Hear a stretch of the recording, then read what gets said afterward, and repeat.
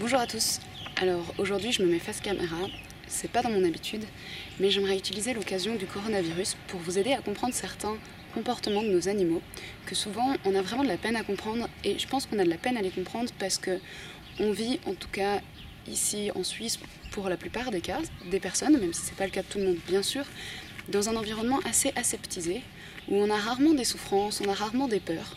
Et je pense que ça, des fois, ça nous empêche de nous mettre à la place de nos animaux, puis des fois, à comprendre leur comportement. Je vais vous expliquer tout ça. Donc déjà, la première chose à savoir, c'est qu'est-ce que c'est que le mécanisme de peur ? Tous les animaux répondent de la même manière à la peur. Après, tous les animaux n'ont pas les mêmes peurs, ni la même intensité. Mais les mécanismes de peur sont tous les mêmes. Et comme les humains sont des animaux, on a aussi ces mécanismes de peur. Donc, la première étape, c'est ce qu'on appelle se figer ou la paralysie. Donc ça, c'est la première chose. On entend parler du coronavirus. On est un peu... Je sais pas. Je sais pas trop ce qui se passe. Ça nous arrête un moment, puis après, on continue. Et puis là, il y a encore deux autres mécanismes de peur. Le deuxième, c'est la fuite. En fait, c'est le mécanisme de peur qui est le mieux pour les animaux parce que s'ils peuvent éviter de se battre, ils vont perdre moins d'énergie, ils ont moins de chances de mourir, etc. Donc s'ils peuvent fuir, ils doivent fuir. Donc c'est le deuxième mécanisme de peur qui se met en route. Chez les humains, la fuite, c'est un peu ce que souvent on appelle le déni. C'est non, c'est bon, le coronavirus, de toute manière, moi, je suis en pleine forme, je suis pas une personne à risque, il n'y a pas de souci, ça me touche pas, puis de toute manière, c'est des bêtises. Voilà, ça, c'est la deuxième réponse qu'on a eue au coronavirus. Vous inquiétez pas, on est plus ou moins tous passés par là. Puis quand on se rend compte que ça fonctionne pas, puis qu'en fait ça vient, puis qu'en fait ça touche des cas qui sont de plus en plus proches de nous, que c'est pas que en Chine, que c'est pas que en Italie, qu'il y en a dans notre village, etc. Là, on se rend compte que notre mécanisme de fuite, il fonctionne pas.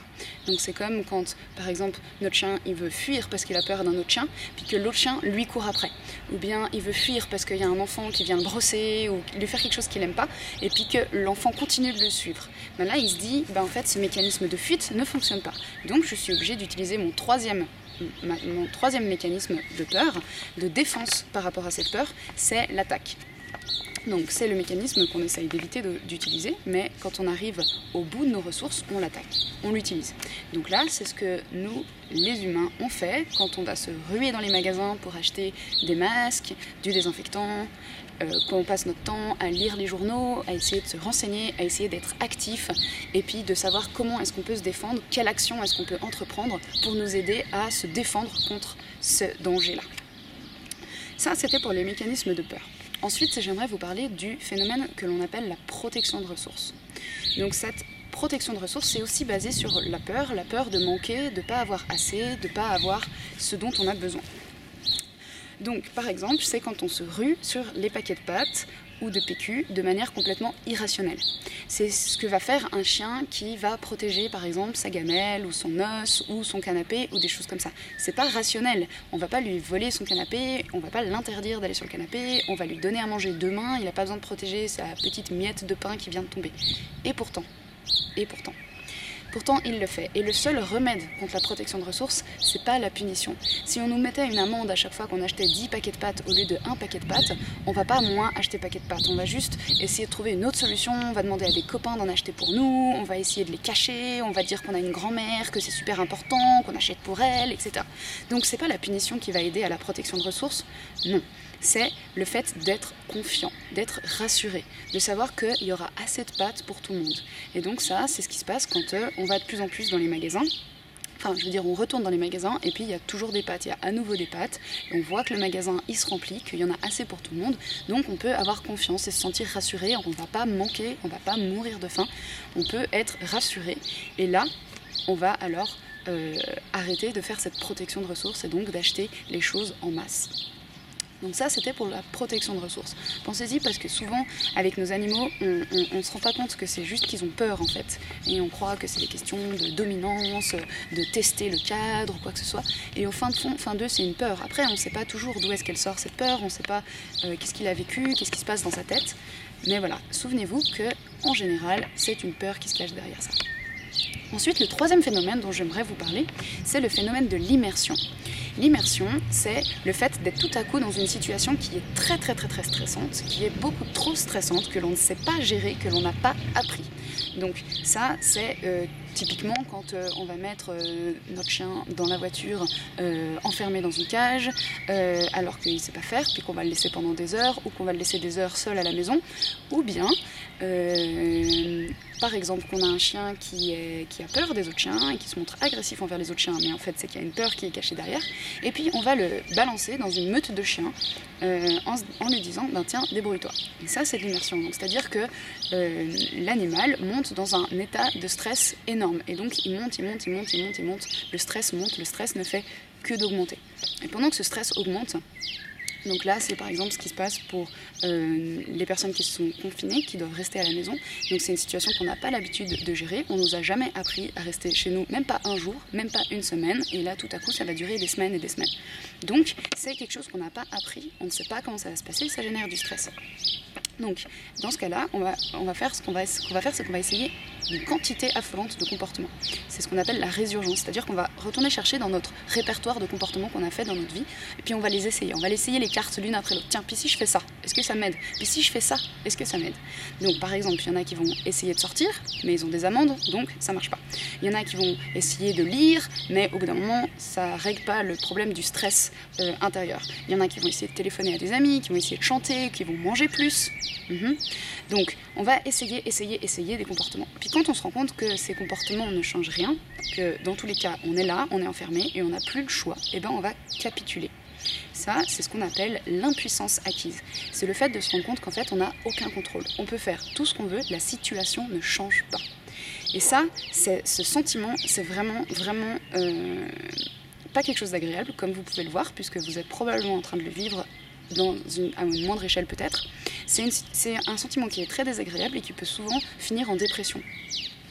Donc voilà pourquoi toutes les méthodes d'éducation canine qui se basent sur l'immersion, c'est-à-dire mettre le chien dans une situation et puis le laisser capituler, c'est vraiment pas sympa. Enfin, moi en tout cas, c'est pas des choses qui parlent à mes valeurs, mon éthique, et j'ai pas envie d'utiliser ça.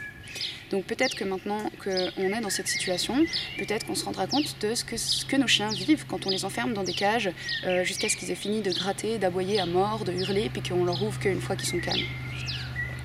Peut-être qu'on arrivera mieux à se mettre à leur place. La quatrième chose dont j'aimerais vous parler, c'est comme quoi les besoins vitaux ne suffisent pas. On parle beaucoup de besoins du chien, puis des fois on a peut-être un peu de la peine à se rendre compte, parce que encore une fois, nous on vit, alors je parle en tout cas pour moi, dans un monde où j'ai plus ou moins tout ce qu'il me faut quand je veux, où je veux, plus ou moins dans l'instant, à l'instant T. Et pourtant, dites-vous que là, en confinement, on a quand même nos besoins vitaux, contrairement à nos chiens qui passent 8 heures par jour enfermés, où ils peuvent même pas aller aux toilettes ou manger quand ils veulent. Nous, là, ok, on est enfermés chez nous, mais on peut quand même aller aux toilettes quand on veut, on peut manger quand on veut, ce qu'on veut, et puis on a même les technologies qui nous relient, on peut aller sur Internet, on peut téléphoner, etc. Donc notre situation est loin d'être proche de celle des chiens, et pourtant, on manque de contacts sociaux, on manque de liberté, d'expression, on manque de sport, on a envie de courir, on a envie de bouger. Donc mettons-nous encore une fois à la place de nos chiens. C'est pas parce qu'ils ont à boire et à manger que pour autant ils sont heureux. Ça suffit pas. Enfin, la dernière chose dont j'aimerais vous parler, c'est la notion de empowerment, le fait de pouvoir avoir du contrôle sur notre vie, le fait de pouvoir avoir la main sur les choses, de pouvoir diriger notre vie, ça fait un bien fou. Puis là maintenant, quand on se retrouve dans une situation où on contrôle beaucoup moins de choses, on ne sait pas ce qui va nous arriver, on ne sait pas trop ce qui va se passer, on ne peut pas aller au travail, on ne peut pas se déplacer, on ne sait pas si on va avoir des assurances, si on va avoir droit au chômage, etc. On perd beaucoup de contrôle, et puis ce côté de manque de contrôle, c'est un gros effet anxiogène sur nous. Je pense que vous le vivez. Alors encore une fois, on vit tous dans une échelle différente, on a tous des cas de situations différentes, mais je pense qu'on peut tous en tout cas s'imaginer que voilà, quand on perd ce contrôle sur notre vie, ça a un côté angoissant. Et ça, c'est pas une question de dominance, de soumission ou quoi que ce soit. Quand on dit qu'il ne faut pas que les chiens aient le contrôle sur quoi que ce soit, que c'est nous qui devons décider quand ils mangent, quand ils sortent, quand ils font ceci, quand ils font cela, parce que soi-disant il y aurait une histoire de dominance et d'hierarchie, moi il me semble que je pense que là on peut quand même bien se rendre compte qu'en perdant le contrôle sur notre quotidien, on voit bien que ça a un côté hyper anxiogène. Donc c'est pas en donnant le contrôle à nos chiens sur certaines choses qu'ils vont tout à coup dominer le monde. Voilà, le but de cette vidéo n'est pas du tout d'être moralisateur. C'est vraiment juste de pouvoir utiliser cette illustration que certains d'entre nous sommes en train de vivre en ce moment, parce que des fois, c'est comme ça, quand on n'est pas dans la situation, on a de la peine à se mettre à la place des autres. Et puis ça, c'est tout à fait naturel aussi. Donc voilà, je me suis dit que ça pourrait être l'occasion de vous expliquer 2-3 phénomènes, concepts d'éducation canine. Donc les 3 mécanismes de peur ou de défense, la protection de ressources, l'immersion, l'importance de répondre aux besoins et le principe d'empowerment, de pouvoir avoir du contrôle sur sa vie. Voilà, n'hésitez pas à me dire ce que vous en pensez, je suis à l'écoute, toutes les discussions sont intéressantes tant qu'elles sont constructives et bienveillantes. Merci.